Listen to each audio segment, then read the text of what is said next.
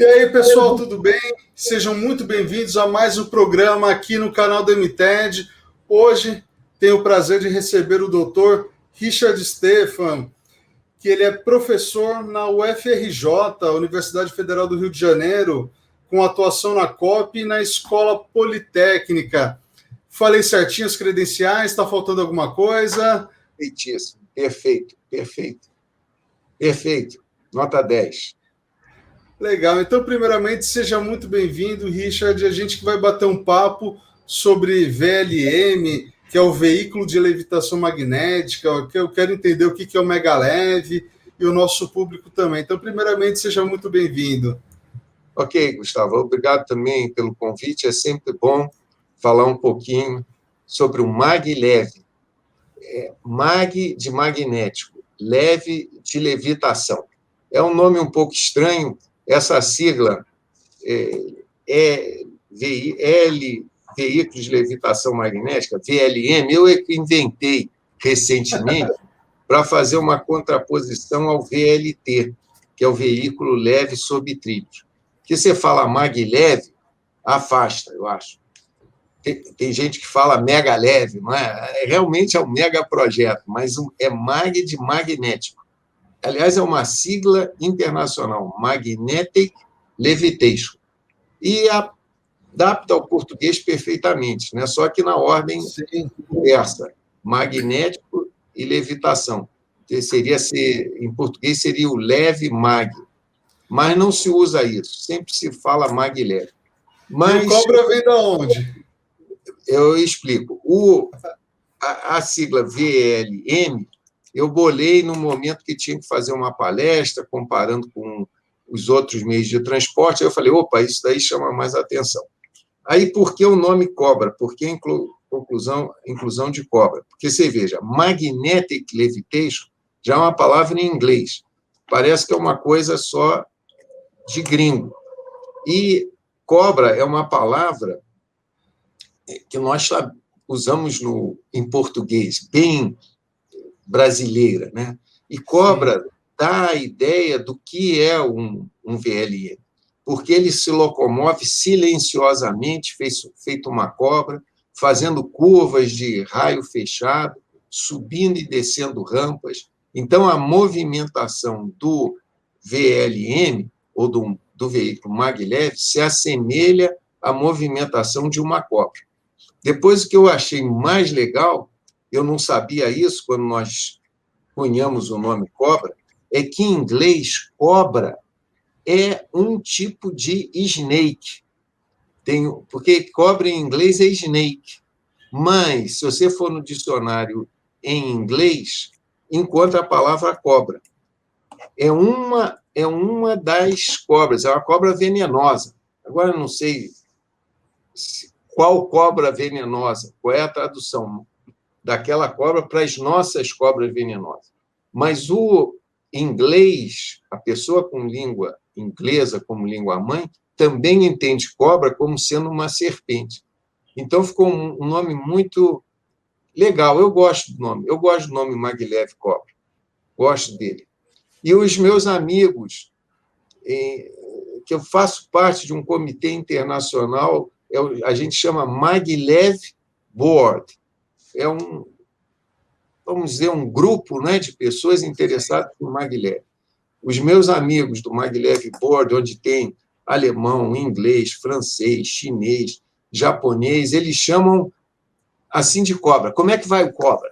Como é que vai o cobra? Eles não falam mais o maglev. Como é que vai o cobra?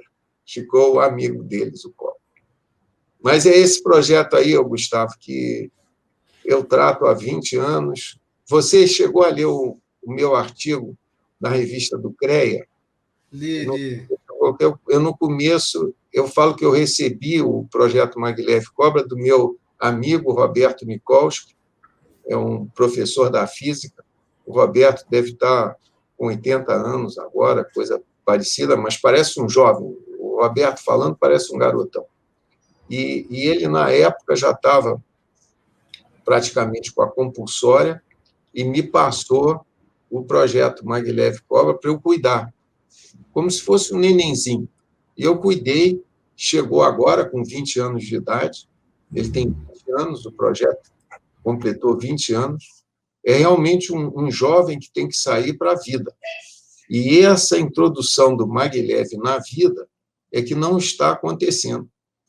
Então, é como se fosse um filho que você tivesse que ainda manter dentro da sua casa, mas não tem mais condição, porque ele já tem 20 anos, ele já está bem formado, ele tem que arrumar um emprego, ele tem que entregar, encontrar uma utilidade. E aí entra... Então, assim, vamos explicar, assim, dentro desse raciocínio, materializar o que é o maglev. Ele é um trem, é uma composição, ele é pequenininho, ele é grande, ele serve para transporte de massa ou para, sei lá, o último quilômetro, transporte de aeroporto, cidades de pequeno, de grandes portos. O que é, onde se aplica? Tá bom. Olha, então vamos lá. A tecnologia de levitação magnética é como se fosse uma tecnologia disruptiva em termos de transporte. As pesquisas em levitação magnética para transporte iniciaram por volta de 1970, principalmente no Japão e na Alemanha. Em 1977, foi organizada a primeira Conferência Internacional de Veículos de Levitação Magnética. E essa conferência ocorre mais ou menos a cada 2 anos. Tem alguns períodos que o intervalo foi maior, 3 anos, tem outros que os períodos foram menores, de 1 ano. Na virada do século XIX para o século XX, surgiu uma nova possibilidade de levitação magnética, baseada em ímãs de terras raras e supercondutores de elevada temperatura crítica. Isso daí só foi possível por causa do advento desses novos materiais que foram sintetizados por volta de 1985, 87. Antes não existia essa possibilidade, tanto que os veículos de levitação magnética originais usavam outras técnicas de levitação. Nós entramos, graças, eu repito mais uma vez, ao meu colega Roberto Mikoski, nós entramos nessa linha do maglev por causa dessa possibilidade disruptiva, uma nova técnica de levitação. Eu vou passar rapidamente as 3 técnicas, porque é muito fácil entender. Existem técnicas atrativas, que você, apesar de não ter seguido engenharia, não sei porquê, mas brincou com um ímã, não brincou? É um ímã atraindo um pedaço de ferro. Ou você não teve infância? Teve infância. Brincou Claro. não brincou com ímã ou não? Claro. Brincou? Não. Claro, quem não? Então, você sabe que tem uma força de atração entre um ímã e um clipe. Essa força de atração, que é uma força de ação à distância, pode ser usada para manter um veículo suspenso no ar. Claro que isso não é um sistema que, naturalmente, não é estável. Você precisa de uma malha de controle para poder manter o veículo suspenso no ar como se fosse uma mágica. Existem outras técnicas de levitação que são de forças repulsivas, que são 2 ímãs com a mesma polaridade, 2 lados norte ou 2 lados sul. Também tem uma força que permite o veículo se manter suspenso no espaço. Mas você percebe também que isso daí não é estável. Se você der uma bobeada, o norte gruda com o sul. Mas, por volta de 1970, já existia tecnologia suficiente, graças ao advento da eletrônica de potência, da microeletrônica, para você manter esses veículos suspensos no ar. Foi daí que o negócio desenvolveu. Como eu disse, os novos supercondutores e os ímãs que vieram no final do século XX permitiram um terceiro método de levitação que é surpreendentemente estável. Se você entrar nos vídeos que a gente tem aí, tem muitos vídeos na internet, você vê esse fenômeno incrível. É uma mágica. O supercondutor flutua sobre o ímã e fica ali, não precisa de malha de controle nenhum. E quando surgiu isso, nós verificamos a possibilidade de criar tecnologia de levitação usando esse método. E, graças à intervenção do professor Roberto Dikowski, no ano 2000, exatamente no ano 2000, nós trouxemos para o Rio de Janeiro essa conferência de veículos de levitação magnética, que tinha iniciado as conferências em 1977. Em 2000, nós entramos no circuito, propondo essa nova técnica. Na época, apresentamos um modelinho reduzindo, um brinquedinho, era um brinquedo. Passado 14 anos, em 2014, nós novamente organizamos essa conferência internacional no Rio de Janeiro e inauguramos o nosso protótipo experimental. Esse que tem 200 metros de extensão, carrega 20 pessoas e funcionou regularmente, transportando visitantes no campus da UFRJ, de 2015 a 2020. Nós paramos por causa da Covid. Nós transportamos mais de 20 mil pessoas, todas registradas num livro. Não é papo furado, eu tenho os livros guardados, a assinatura das pessoas. Recebemos visitantes ilustres do Brasil e do exterior. Por exemplo, o Marcos Pontes, o atual ministro da Ciência e Tecnologia, nos visitou. Tem o nome dele lá, os comentários dele colocados. Recebemos o ministro da Ciência e Tecnologia da China, veio nos visitar. E o Pancera, quando era ministro da Ciência e Tecnologia, nos visitou. Então, várias pessoas do Ministério do Transporte. Mas o fato, Gustavo, é que desde a época que nós inauguramos, até hoje, nós não conseguimos uma empresa que industrializasse o produto, porque não cabe à universidade industrializar um produto. A nossa missão Mas não é... aí, nesse caso, você precisa de um parceiro, sei lá, uma Alstom, uma Marco Polo, uma coisa nesse sentido, ou é apoio de Ministério da Ciência e Tecnologia, Educação, Infraestrutura, enfim? Quem que tem que apoiar esse projeto? Olha, Gustavo, normalmente, essas coisas, quando chega nesse nível que nós atingimos, isso está tudo... Existe até uma norma brasileira que, não sei se... Está naquele artigo que eu escrevi para o CREA. É uma norma, o título é Níveis de Maturidade Tecnológica, que foi uma proposta da NASA. A NASA estabeleceu uma escala que vai do nível 1 ao nível 9, saindo desde a concepção de alguma tecnologia até a utilização dela, evoluindo para um modelo dentro de um laboratório, para um modelo em ambiente externo, para um modelo já testado com passageiros. Eu adicionei, por conta própria, um nível 10 nessa escala, porque eu acho muito feio uma escala que só vai até 9. Tudo é 10, são 10 mandamentos, são 10 mãos, 10 dedos nas mãos, né? E esse nível 10 seria a efetiva industrialização, porque a NASA, que propôs essa norma, fica satisfeita quando faz um produto. Se ela faz um foguete, ela fica contente, manda o foguete para a Lua, cumpriu. Mas quem quer fazer um produto como nós queremos fazer milhares, centenas de vezes. Então, é um estágio a mais, uma dificuldade a maior. A universidade chegou, graças a esse apoio que eu recebi da FAPER, do BNDES, de várias empresas, eu recebi apoio da OAS, da Valorec, da White Martins, várias outras empresas menores, como a Tecton, a Metalfenas, colaboraram reduzindo o valor dos serviços dele. Então, nós chegamos a construir isso que está praticamente no nível 7 dessa escala da NASA. Agora, os níveis 8 e 9, eles só podem ser galgados com a participação da indústria. É impossível, Gustavo. O governo pode botar o dinheiro que quiser ali, a rodo. Se não tiver a participação da indústria, a coisa não vai para frente. Seria, vamos dizer, a gente poderia dizer, seria como uma parceria público-privada. Sim. Claro que o dinheiro público é bem-vindo, mas o interesse privado tem que estar presente. Agora, nós estamos no Brasil, Gustavo, e, na minha avaliação, o grande mal do Brasil é uma fraca base industrial. Então, a gente pode apontar algumas empresas que eventualmente poderiam se interessar por isso.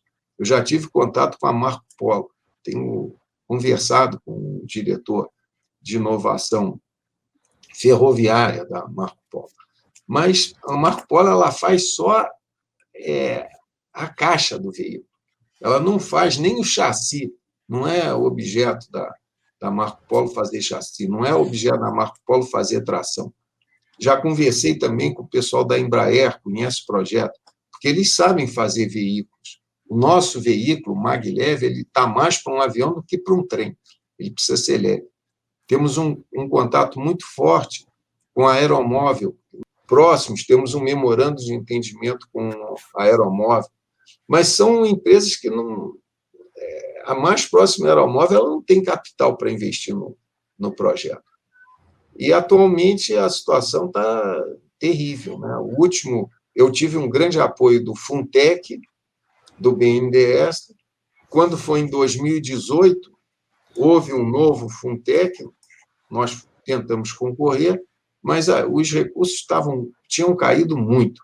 Para você ter uma ideia, todo o Funtech, não era um projeto, todo o Funtech era 10 milhões. Todo o Funtech, para todos os projetos. E mais, antigamente, quando eu participei do Funtech, a empresa entrava com 10%, o BNDES entrava com 90%. Essa nova edição, o BNDES exigia 50% da empresa. Então, a Aeromóvel, que era a parceira, não tinha condição de entrar. Mas, desde 2000, se você olhar os dados do Brasil, é uma coisa curiosa, sabe, Gustavo? É um assunto que deveria ser discutido não só entre engenheiros, mas você tinha que envolver políticos, sociólogos e juízes, toda a sociedade brasileira, para entender o que acontece aqui no Brasil. Eu, humildemente, olhando como engenheiro, é curioso, o Maglev Cobra foi inaugurado, essa linha experimental de 200 metros no campo da UFRJ, a primeira, veja só, Gustavo, o primeiro veículo de levitação magnética, usando essa técnica de supercondutores e ímãs, em ambiente aberto do mundo. O projeto chinês estava dentro do laboratório. O projeto alemão dentro do laboratório. O projeto chinês saiu de dentro do laboratório agora, no dia 14 de janeiro de 2021. Não sei se você viu, eu tenho os vídeos colocados. Eu tenho contato com o pessoal da China. Nós temos parceria com os chineses e com os alemães. No dia 14 de janeiro de 2021, passado mais de 6 anos da nossa inauguração, os chineses colocaram o protótipo dele a céu aberto. Nós já temos isso desde 2014. Agora, em 2014, iniciou a Operação Lava Jato, muito nobre, porque a corrupção não é admissível. Mas você vê a fragilidade do nosso sistema jurídico no momento em que, para você atingir o corrupto, você tem que terminar com a empresa. Então, a imagem que eu faço, Gustavo, é o seguinte: houve um sequestro. Você chama um atirador de elite para matar o sequestrador. Isso é chamar a polícia, pega aquele cara que é corrupto. Esse atirador de elite, ele mata o corrupto, mata o sequestrador, mata todos os sequestrados também, detona o prédio onde estava todo mundo e depois vem do lado de fora dizendo orgulhosamente: eu matei o sequestrador. Entende? Então, o que aconteceu no Brasil, colocado nesse termo, nessa imagem, é que nós conseguimos destruir a indústria brasileira. A OAS, vou pegar um exemplo que eu vivi isso, Gustavo, eu não estou inventando. A OAS colaborou na construção do Maglev Cobra. Os engenheiros da OAS, os técnicos da OAS, extremamente competentes, pontuais, sérios. Eu não Gustavo, qualquer obrinha que você faz dentro de casa, você se aborrece. Não se aborrece? O cara não chega, vai. Eu não me aborreci na obra. porque essa obra foi elevada, essa linha de 200 metros, foi levantada com a supervisão dos engenheiros da OAS. Tinha um engenheiro de segurança de trabalho que, se tinha um operário sem EPI, porque era elevado, de proteção, ele ia lá e reclamava. Eu não me aborrecia, Gustavo. Olha, o Epitácio, estamos precisando de fazer a concretagem, tem que comprar concreto, não sei o quê. Ele imediatamente tinha as propostas, tinha a solução para se chegar lá. E os preços eram bons, que eu fiscalizava os preços. O Gustavo, o que nós gastamos para fazer essa linha é brincadeira comparado com todos os custos que tem por aí. Se você entender que o custo do VLT, o custo do VLT do Rio de Janeiro, ficou a 60 milhões de reais por quilômetro. O monorrail aí de São Paulo é mais caro do que isso. Isso daí é feito em sério, o cara já sabe fazer. Nós não sabíamos o que íamos fazer.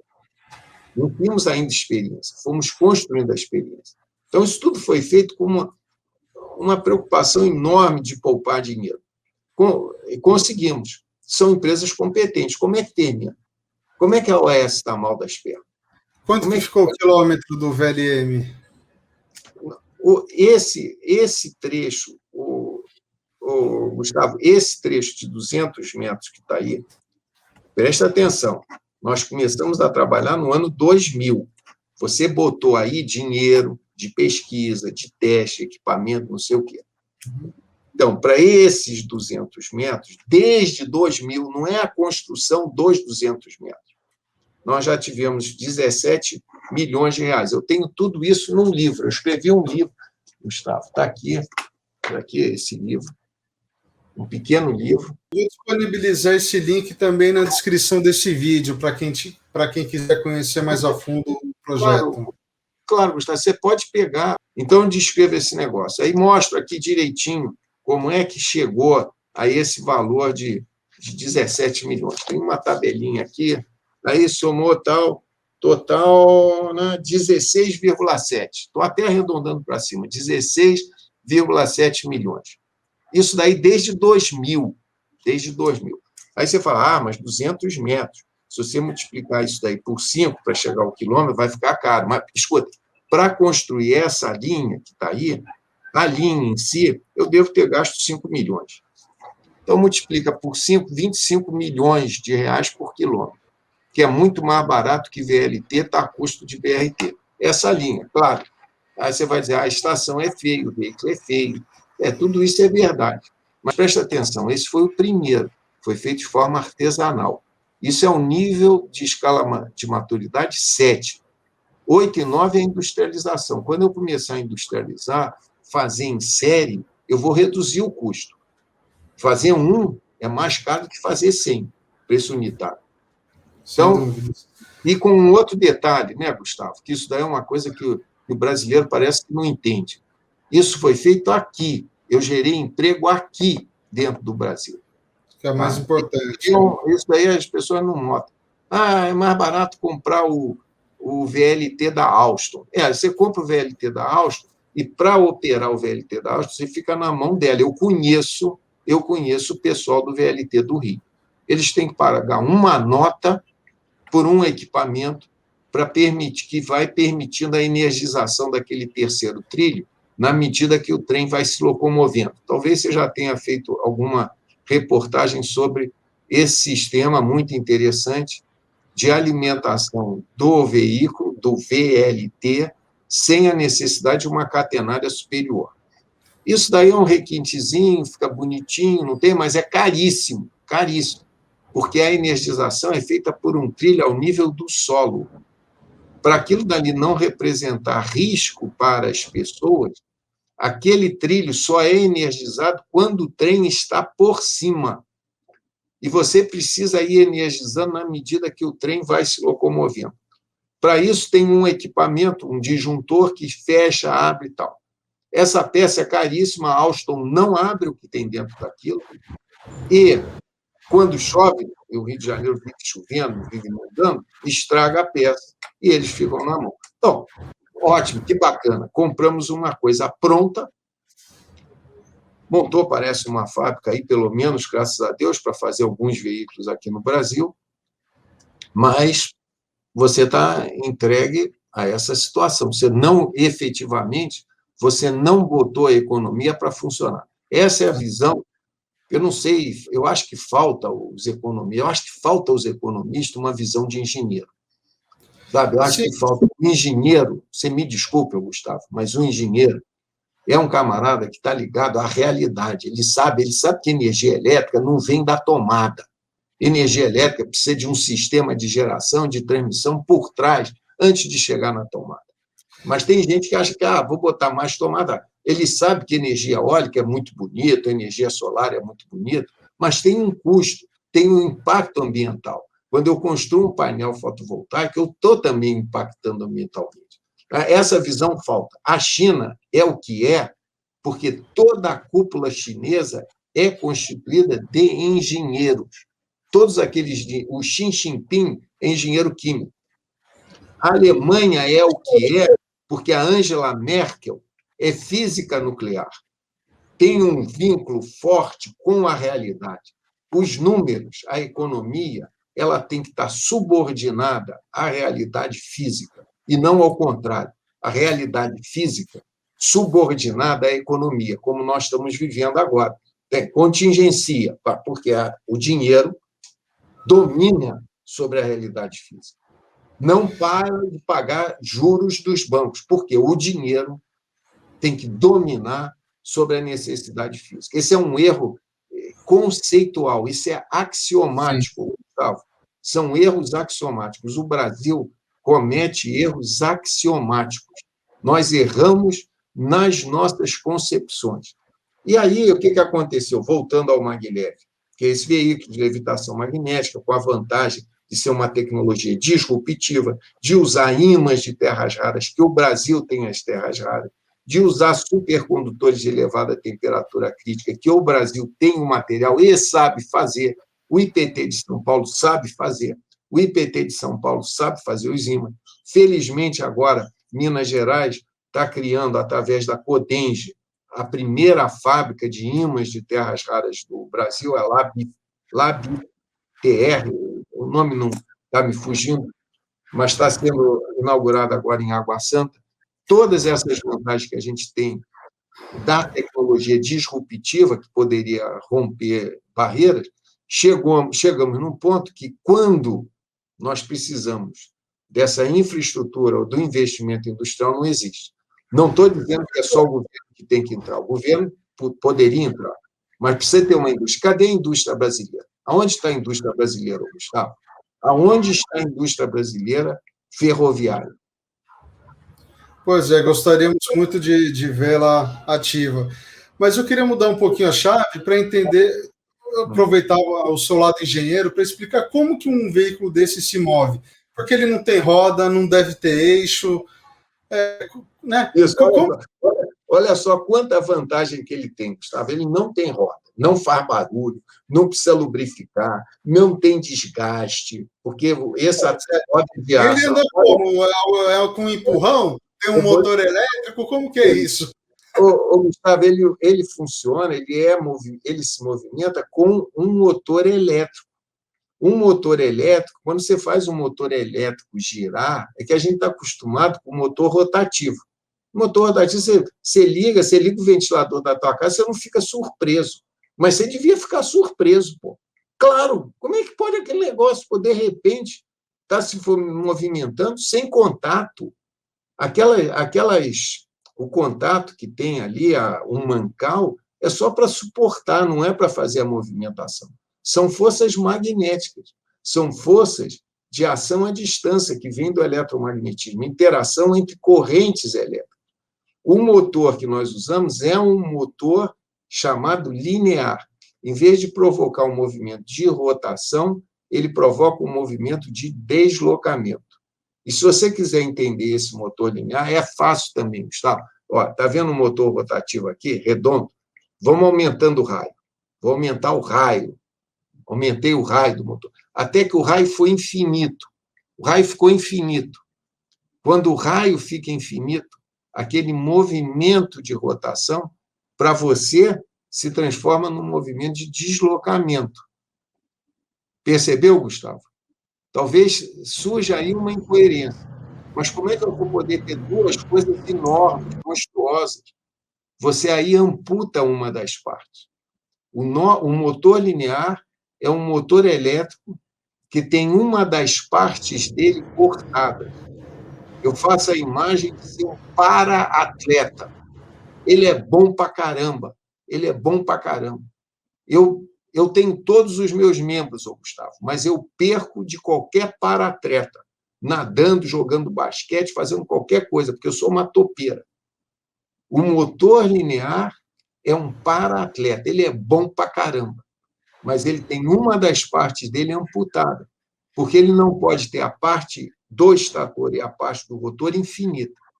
Então, o nosso, se você olhar o maglev, as fotos, você vai ver entre os trilhos uma peça. Aquela peça é a peça que não é amputada. É uma das partes do motor. A outra parte do motor, aquela que foi cortada, está debaixo do veículo. Então, ele se locomove da mesma forma que um ventilador gira. Mesma forma. Só que é um motor que, em vez de promover a rotação, promove o deslocamento. Ele tem, a gente estuda motores lineares em eletricidade, tem as mesmas características de um motor rotativo, só que os parâmetros modificam um pouco em função desse fato de que uma das partes foi cortada. Isso vai só na locomotiva ou em todos os vagões, todos os carros, ele vem com essa tecnologia? É uma opção sua. No nosso veículo, o nosso veículo tem 4 módulos. São 4 vagões, pequenos vagões de 1,5 metro para permitir curvas de raio fechado. No nosso protótipo, este motor linear está em 2 vagões. Tem 2 vagões que não têm tração, outros 2 que têm. Poderíamos botar tração em todos os 4. Aí você vem a aplicação disso. Aplicação da tecnologia de levitação magnética. Aqui tem 2 caminhos bem distintos. Um, que é o caminho da altíssima velocidade. Eu não estou falando de 300 km por hora, nem 350 km por hora, que é a velocidade do TGV, do Shinkansen, do ICE. Eu estou falando de 500 km por hora, estou falando de 600 km por hora. Altíssima velocidade. Isso é um caminho. Para isso, existe no mundo apenas um produto, um equipamento comercial, que é a linha de trem de levitação que se encontra no aeroporto de Pudong, em Xangai. É uma linha curta, 30 quilômetros, que leva do aeroporto de Pudong ao centro da cidade. São 30 quilômetros, gasta 7 minutos. É um projeto que não faz muito sentido, porque praticamente o trem acelera e freia. É muito curto, é uma distância curta. Se eu for andar a 500 km por hora, eu preciso de, pelo menos, entre uma estação e outra, 100 quilômetros, 300 quilômetros. Não essa distância curta. Mas o chinês fez. Com uma força dessa, qual que é a capacidade de um sistema desse? Ele poderia puxar quantos vagões? Ele seria capaz de tracionar carga também? Aí, ou é só para passageiros? Como que é isso? Aí, Gustavo, você tocou num ponto. Você tocou num ponto interessante, a aplicação da levitação magnética para a carga. A levitação magnética ela está mais associada ao transporte de passageiros ou ao transporte de carga leve. Ela não é a tecnologia para transportar minério de ferro. Isso daí seria uma ignorância básica. Porque, veja, essas forças magnéticas, essas forças de ação à distância, elas são fortes, porém menores do que a força de contato de uma roda de aço com um trilho de aço. Numa roda de aço com um trilho de aço, você consegue suportar um peso maior. Porém, a força que você consegue com a levitação magnética é suficiente para transportar confortavelmente passageiros e para transportar carga leve. Vamos dizer, se tivesse computadores para transportar, poderia ser, mas não vejo lá muito interesse, porque a carga não reclama de ficar parada, a carga não reclama da temperatura, e o passageiro reclama de tudo. E a levitação magnética te leva a um conforto extremo, porque ela é silenciosa, ela não tem vibração. Se você anda num roda-trilho, apesar de os roda-trilho hoje em dia serem bastante já sofisticados, mas é muito mais difícil você controlar a vibração, o ruído, do que você consegue com a levitação magnética. Na levitação magnética, você consegue curvas de raio menor, você consegue subir e descer rampas mais inclinadas, justamente porque a tração ela não depende mais do contato da roda com o trilho. A tração vem de um motor elétrico, desse motor que eu falei, do motor linear. É uma força, Gustavo, é como se fosse novamente um ímã atraindo outro ímã, um ímã atraindo um pedaço de ferro. Assim é que funciona um motor elétrico. São campos magnéticos que atraem outros campos magnéticos e permitem a movimentação rotativa ou a movimentação linear. Com o motor linear, você sobe parede. Existem elevadores que funcionam com motores lineares. Em vez de ter um cabo puxando o elevador para cima e para baixo, se são esses elevadores de muitos andares, que nem tem em Dubai, prédios de 100 andares, você não consegue construir um elevador com um cabo. Só o peso do cabo seria absurdo, um cabo de aço. Então, você usa um motor linear. Esse motor linear te permite subir parede. Então, subir uma rampa de 10%, de 15%, não é problema. Então, a tecnologia de levitação magnética tem todas essas vantagens. Pode ser aplicada, como eu disse, para alta velocidade. Só tem um projeto no mundo funcionando comercialmente, esse de Xangai. O japonês está desenvolvendo, já tem uma linha de teste em Yamanashi, são mais de 40 quilômetros, que eles estão prolongando para ligar Tóquio a Osaka. Primeiro Tóquio, Nagoya, depois Tóquio, Osaka. Note, o japonês tem o melhor trem de levitação, de alta velocidade roda-trilho, que é o Shinkansen. Opera desde 1964, se não me engano. Espera aí, 1960. Desde 1964. Desde 1964. A linha do Shinkansen foi inaugurada no dia 1º de outubro de 1964. Sabe por que eu sei isso? Porque a linha do Maglev Cobra foi inaugurada no dia 1º de outubro de 2014, exatamente 50 anos depois da inauguração do Shinkansen japonês. O japonês já anda a 300, 350 km por hora, ligando Tóquio a Osaka e outras cidades do Japão. Eles não estão satisfeitos. Eles querem ligar a 500 km por hora. E tem essa linha de teste de Yamanashi, é o maglev de altíssima velocidade. O japonês usa a técnica repulsiva. O alemão, que fez a tecnologia que está implantada na China, usa a técnica atrativa. Ambas precisam de sofisticações tecnológicas, porque a gente já brincou com ímã, sabe que não é estável. Essa técnica que nós estamos usando, usa ímãs e supercondutores, no meu ponto de vista, ela é indicada para transporte urbano, para dentro da cidade. Qual é a vantagem dela? Silêncio, o tempo de implantação é menor, sobe e desce rampa com mais facilidade do que VLT, monorail, e todo BRT e todas as outras opções que tem por aí. Por que eu digo que ela é interessante para o transporte urbano? Porque quando eu falo transporte urbano, eu falo distâncias curtas, pequenas distâncias. A linha de ímãs, a nossa linha de ímãs, ainda é a parte mais cara de todo o sistema, porque eu tenho que ter o ímã espalhado ao longo do percurso todo. Se eu tenho dentro de uma cidade, se eu coloco 100 quilômetros de veículo de levitação magnética, de VLM, no Rio de Janeiro, eu mudo a vida da cidade do Rio de Janeiro. Mas se eu colocar 100 quilômetros ligando Rio a São Paulo, eu não fiz nada. Eu andei 1/5 do percurso. Então, não justifica a alta velocidade para essa tecnologia. No entanto, o chinês, que inaugurou agora, no dia 14 de janeiro de 2021, a linha de teste dele lá não chega a 200 metros, cento e pouco, ele alardeia que vai fazer aquilo para alta velocidade. Tudo bem, eu acho um erro conceitual. E depois tem outro problema. Não sei se você conhece aqueles 17 objetivos da ONU para o mundo sustentável. Conhece esses?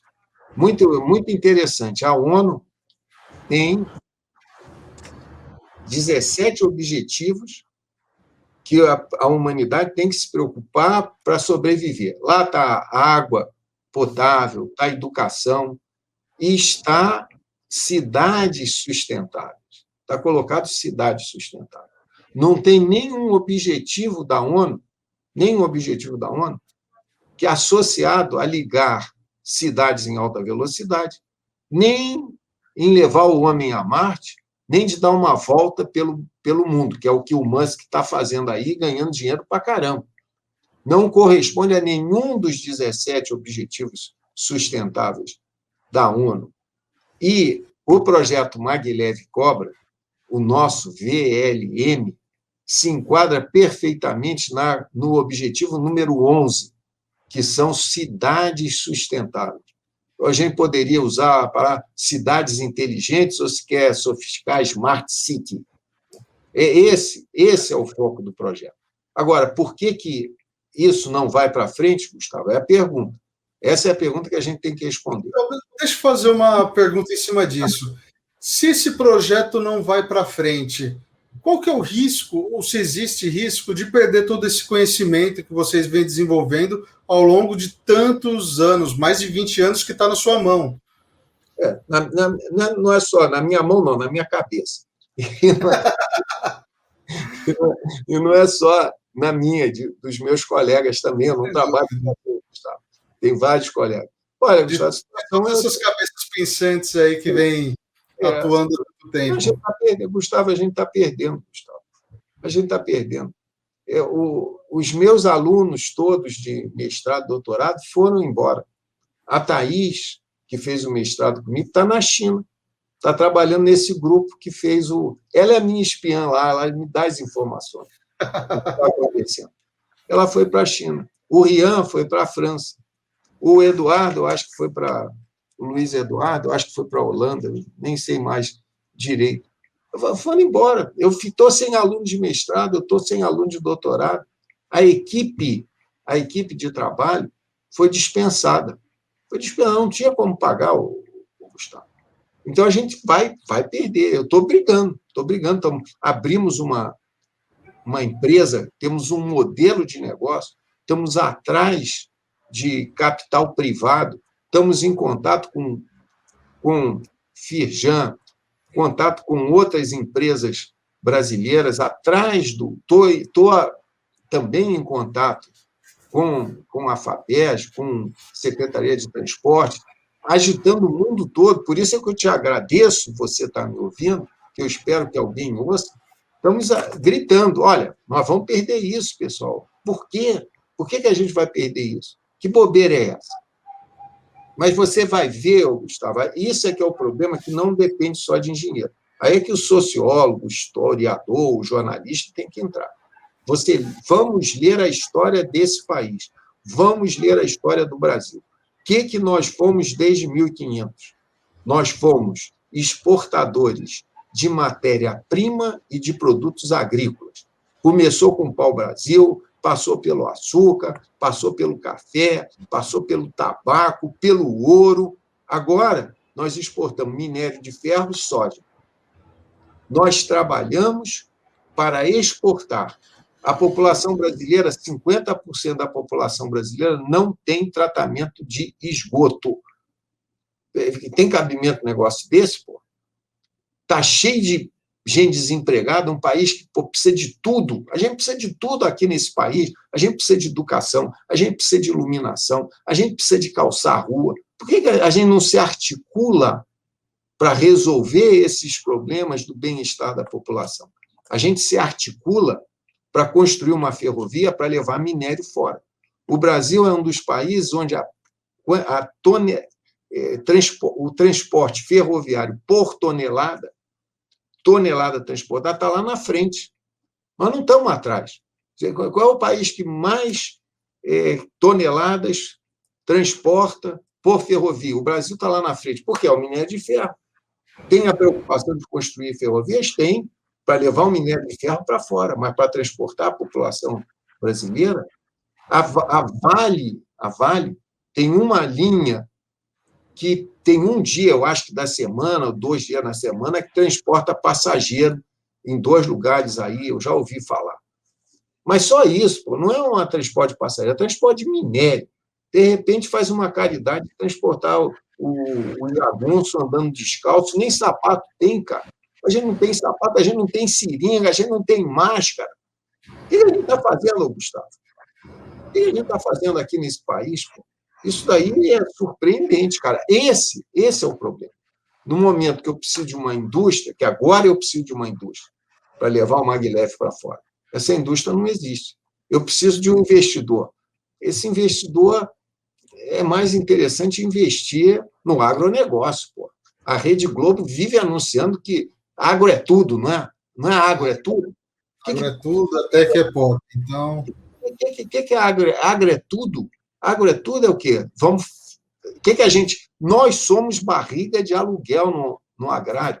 Nós compramos a semente da Monsanto, compramos a semente, Gustavo, porque é uma semente que não gera reprodução. Todo ano, o agricultor brasileiro compra semente. Ele usa o maquinário importado. Ele transporta com veículos importados. Faz tudo isso. O que a gente oferece? Oferece o solo, oferece a água, oferece o sol, oferece a mão de obra. Nós somos barriga de aluguel. Sabe o que é barriga de aluguel? Você pega o óvulo e o espermatozoide de alguém, bota na barriga de uma pessoa. Se aquela criança nascer saudável, você pega essa criança é minha. Se não, pô, isso é problema teu. Se não choveu, se o terreno ficou desgastado, isso é problema teu. Se a criança nasceu bonita, de olhos azuis e cabelo louro, eu quero comprar para mim. Essa é minha. Essa é assim que o Brasil vive, Gustavo. Nós temos que reconhecer isso. E, humildemente, parar com esse negócio de partido político, que a gente trata partido político como se fosse time de futebol. Eu sou vascaíno, uma porcaria de um time. O Vasco é uma porcaria. Mas não me fale mal do Vasco, que eu lhe arrebento a cara. Porque, ainda mais se você for Flamengo. Aqui no Rio de Janeiro, eu não quero saber de flamenguista. O Flamengo está jogando muito melhor do que o mas não me interessa, eu sou Vasco. Esse raciocínio idiota de torcedor de time de futebol, porque o torcedor de time de futebol que sai na porrada com o do outro time é um idiota, né? Não está vendo que aquilo é um jogo. Este raciocínio medíocre dos torcedores de time de futebol, a gente transporta para partido político. O cara que é do PT, ele não reconhece nenhum erro do PT. O cara que é a favor do Bolsonaro, ele não é capaz de reconhecer os erros que estão sendo cometidos. E não há um momento em que se una. Pessoal, esquece isso, é besteira. Vamos nos unir para fazer uma grande nação. Não, a gente não faz. Aí perde de 7-1.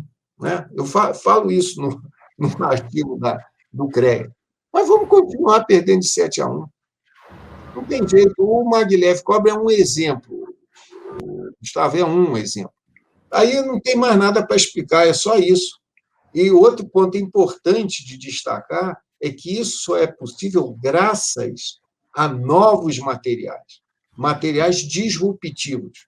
Isso é um ponto importante, Gustavo, de chamar a atenção, que a tecnologia evolui graças a novos materiais. Todo esse boom da eletrônica, ela veio por causa de um material chamado semicondutor, que foi inventado em 1947 por Bardeen, Shockley e o outro está me fugindo o nome. Ganharam o prêmio Nobel. E daí, com o semicondutor, a coisa evoluiu. O que nós estamos fazendo agora é a aplicação de semicondutor, de eletrônica de estado sólido. É um material disruptivo. Quando o inglês melhorou a máquina a vapor, graças ao Watt, começou a usar vapor, as coisas mudaram. Os navios eram a vela. Dona Leopoldina veio para o Brasil num navio à vela, muitos anos depois do Pedro Álvares Cabral, em 1800 e pouco, veio, 1800, não é tanto, veio para o Brasil num barco à vela. Os barcos a vapor só começaram mais adiante. Foi uma disrupção, mudou o mundo. O motor a combustão, a gasolina, mudou o mundo. Atualmente, os supercondutores, os ímãs, o grafeno, a fibra de carbono, esses novos materiais vão mudar o mundo. E você, para dar um salto tecnológico, você tem que aproveitar esses momentos disruptivos. E o Maglev Cobra é uma oportunidade de se obter esse salto. Se eu for querer fazer um roda-trilho, um roda de aço, um trilho de aço, que o pessoal já está fazendo há 200 anos, eu não vou fazer tão bem. Mas, se eu fizer a levitação, eu posso fazer melhor do que eles. Ótimo. Doutor, uma última pergunta. Para você partir desse nível 7, segundo a escala da NASA, para o nível 8 de industrialização, o que você precisa hoje? Quem que precisa te ajudar? O que precisa acontecer hoje para dar esse salto e o projeto continuar tendo vida e ter um futuro aí? Bom, obrigado, Gustavo. Uma pergunta interessante. E, juntamente com dois colegas meus, o Elkin Rodrigues, o Felipe Costa e também o Rogério Lacerda, que não é diretamente meu colega, mas está se aproximando muito, nós estamos criando um modelo de negócios para o Maglev Cobra, mostrando diversas aplicações que eles podem ter. Por exemplo, pode ser usado num parque temático, como um Beto Carreiro, como uma Disneyland.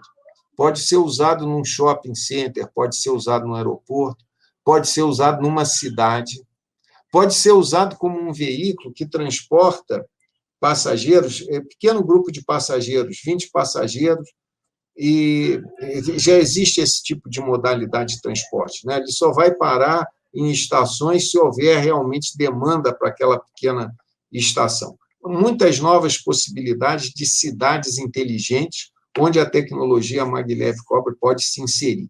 Isso está dentro do nosso modelo de negócio. Dentro do nosso modelo de negócios, também tem uma possibilidade que nós estamos chamando de vitrine. Essa possibilidade significa o seguinte: na linha de teste de 200 metros que nós já temos na universidade, vamos colocar funcionando um veículo produzido industrialmente. O veículo que eu tenho operando na linha lá é um veículo feito artesanalmente. É como se fosse um casaco que a vovó fez para você. Eu não quero um casaco que a vovó fez. Eu quero comprar um casaco numa loja como C&A da vida. Comprar milhões de casacos iguais. Então, nós vamos colocar nessa linha de teste um veículo produzido industrialmente. Outra característica, automático. Ele não vai depender mais de piloto, porque o nosso foco é o transporte urbano. Não se concebe um transporte urbano necessitando de um piloto, como o VLT do Rio precisa, como o BRT do Rio precisa. O metrô já não tem tanta necessidade de ter o piloto lá. Ele fica por uma questão mais de segurança, mas não tem necessidade. O nosso veículo operaria automático. Seria como se fosse um elevador na horizontal, mostrando. Seria uma vitrine porque qualquer um que fosse na universidade, a qualquer dia da semana, encontraria este veículo fazendo a conexão entre dois importantes blocos do Centro de Tecnologia. Eu não estou ligando X a Y, onde X e Y não tem significado algum. Isso é a linha de teste que o chinês fez agora, lá em Chengdu. Liga dois pontos que não liga nada a nada. Nós não. Nós ligamos o Centro de Tecnologia, que foi construído em 1960 e pouco, ao Centro de Tecnologia, que foi construído já no século XXI. É uma linha emblemática que liga o passado ao futuro. Operaria diariamente, de forma autônoma. Para isso, daí, Gustavo, eu estou brigando por um investimento, e aí tem diferentes níveis. Poderia ser 3 milhões de reais, 5 milhões de reais ou 10 milhões de reais. Mas com 3 milhões de reais a gente já faria. Em 1 ano e meio a gente teria isso funcionando. Não estaria tão legal. A entrada talvez não seria tão automática assim. Com mais dinheiro a gente podia botar catracas eletrônicas, poderia melhorar o problema do ar refrigerado, outros detalhes. Então, isto é uma eventual possibilidade para a qual eu estou lutando junto também a financiamento público, né? Dessa ordem de grandeza, 3 milhões, 5 milhões. Agora, se aparecer um empresário aí e topar isso, ele vai ganhar propriedade intelectual. Um detalhe importantíssimo que tem que ser dito. A Universidade Federal do Rio de Janeiro, através da Agência de Inovação Tecnológica, que isso tudo foi colocado, regulamentado por lei, essa lei de inovação, a lei da inovação regulamenta tudo isso, a Agência de Inovação da UFRJ e a UFRJ já tem a concepção que essa tecnologia tem que ser transferida e o que a universidade receberia seriam royalties somente a partir do momento em que começasse a gerar lucro. Então, alguém que queira investir nessa tecnologia, ser detentor da propriedade intelectual dela, pode entrar. Vai ter que pagar alguma coisa para a universidade? Vai, mas não é agora. Não vai ter que comprar a tecnologia da universidade. Vai ter que se comprometer a desenvolver, não vai poder meter na gaveta. Isso é uma outra forma interessante, sabe, Gustavo? Você quer acabar um desenvolvimento, você compra em gaveta. Não, isso não vai ser permitido. Mas desenvolver no momento em que aquilo gerar lucro, e vai gerar lucro, e vai gerar muito lucro. Eu vou ser, daqui a 50 anos, Gustavo, eu vou ser um cara riquíssimo. Talvez eu esteja morto, mas eu vou ser um cara riquíssimo. Eu não tenho dúvida disso, não tenho dúvida. Então, se a pessoa é jovem, tem dinheiro, eu já estou com 67, 50 anos, não tem jeito. Mas um camarada de 30 anos, vai conseguir. Quando eu comecei, Gustavo, eu achava 3 milhões, 5 milhões, muito dinheiro. Mas hoje em dia você vê que não é tanto dinheiro. Tinha um camarada aí que tinha 50 milhões em papel moeda. Você soube desse caso, Gustavo? 50 milhões em papel moeda. Hein? Não conhece isso, não? Não conhece esse caso?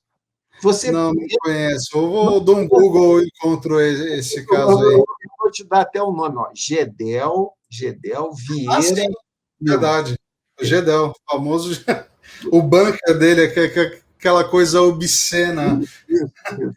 Eu, quando olho aquelas malas cheias de dinheiro, eu penso que o Salvador Dalí, se fosse vivo, ele faria um quadro com aquilo, porque aquele negócio é surreal. É mais surreal do que todas aquelas pinturas do Salvador Dalí. Você imaginar 50 milhões que absurdo.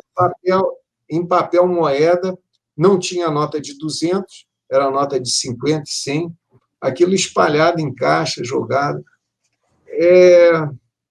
Nós temos muito que melhorar, Gustavo. Todos nós, né? Todos nós. Eu também não sei, Gustavo, um trabalho, um exercício diário. Você que sabe aí. Então, me manda, antes de divulgar o vídeo, me mostra. Eu estou muito preocupado, Gustavo. Eu falei coisas que eu não imaginei que eu fosse falar para você. Mas eu estou muito feliz porque a entrevista ficou sensacional. As informações são super preciosas e esclarecedoras. E eu torço para o sucesso do projeto do Maglev, que é um mega sonho, tá certo? Para que tenha um futuro bastante bonito e promissor e que você possa ver esse desenvolvimento em vida e não daqui 50 anos ficar rico, que não vai adiantar nada. Não, mas o bom é a luta, Gustavo. O bom o processo. A luta é que vale a pena. Não é nem chegar lá no objetivo, é lutar pelo objetivo. Isso daí faz a gente acordar de manhã e tocar o barco. Então, pessoal, queria agradecer a presença do Dr. Richard Stephan, Agradecer a todo mundo que chegou até o final desse vídeo, pedir aquele joinha para se inscrever no canal, ativar o sino para receber as notificações dos próximos vídeos do canal MTED e ajuda a passar essa mensagem para frente. Vai que a gente encontra um investidor, então manda para os seus grupos do WhatsApp, do Facebook, do Telegram, do Signal, do ICQ que voltou, em todos os lugares onde você puder e quiser ajudar essa causa do Maglev, que é um mega sonho. E é isso aí, pessoal. Forte abraço. Obrigado, Gustavo. Muito obrigado.